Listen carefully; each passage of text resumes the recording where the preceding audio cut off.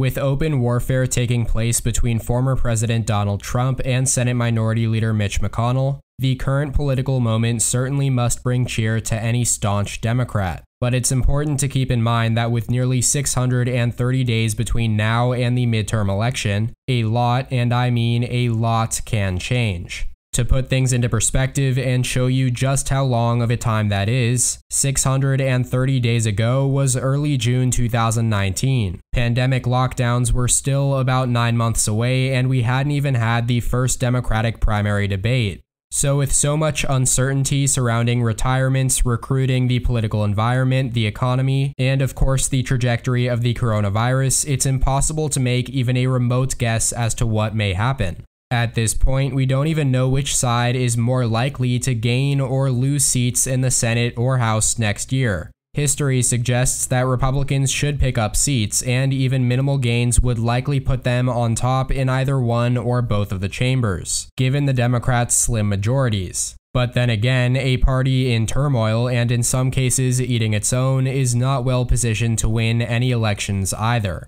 It is certainly now debatable whether the 2024 equivalent of any of the previous 6 Republican presidents, Eisenhower, Nixon, Ford, Reagan, and the 2 Bush presidents, could win a GOP nomination these days, not to mention the last 3 Republican nominees that did not make it to the Oval Office: Bob Dole, John McCain, and Mitt Romney. It's possible that all of these candidates would fail today's GOP's ideological litmus tests. Those close to McConnell argue that the Republicans' losses in Georgia's 2 January Senate runoffs could foreshadow upcoming tribulations. Donald Trump will not be on the ballot on November 8th of next year, which would be the only motivator for many of his most loyal supporters to show up to the polls. Meanwhile, the former president's feud with McConnell's wing of the party could also depress the Republican vote among non-Trumpian Republicans, while Trump's public activity drives up the Democratic vote.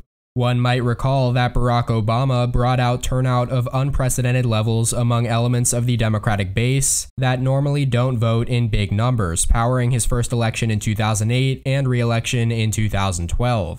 But those low-propensity voters did not show up in 2010, 2014, or even 2016, and that resulted in disastrous consequences for the Democratic Party. As one Democratic pollster said at the time, they don't call them Obama voters for nothing. The truth, however, is that a healthy slice of Trump voters did actually vote in the 2018 midterms. Since voters on both sides of the aisle came out the woodwork, 2018 had the highest midterm turnout in 104 years. But while Trump's name was not literally on the ballot, it was, figuratively speaking, as he rallied voters and leveraged the bully bullpit. Ultimately, both in 2018 and 2020, Trump was the best vehicle for both sides to turn out their voters. So, having outlined what we don't know yet about next year's midterms, the next question is, what do we know? First of all, incumbency is of less value than ever before, and candidates' personal brands matter less than they used to. Looking ahead, the last 4 or 5 months of the next year will be key, especially evaluating Biden's performance, Democratic enthusiasm, which will help determine turnout, and the degree of lingering Republican infighting disillusionment, which will determine their participation rate.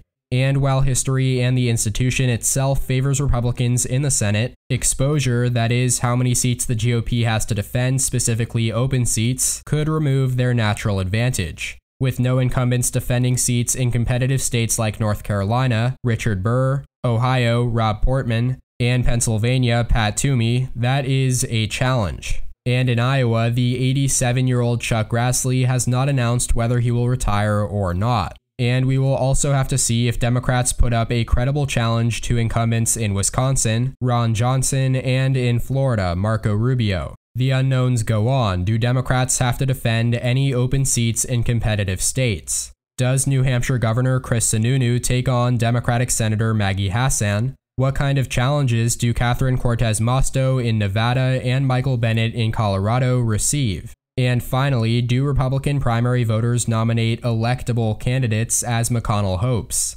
In the House of Representatives, only 7 Democrats represent districts that Trump carried, while 9 Republicans hold seats in districts that Biden carried. So with the House pretty sorted out along partisan lines, it won't take a tsunami or even a more conventional tidal wave to move a dozen or 2 seats. In short, for both Republicans and Democrats, it's better to relax than either build up hope or despair. There are way too many things that could still determine the outcome of the midterms that we cannot possibly know, and likely will not know for a while. But that is all for today's video. I hope you all enjoyed. Please make sure to follow my personal Instagram and EP Official on all social medias shown on screen and linked in the description down below. Also, make sure to comment your thoughts and opinions in the comments section, and please hit the like button if you like the video as well. Subscribe if you haven't already. Thank you all so much for watching. Check out more content from my channel here, and as always, tune in next time. EP out.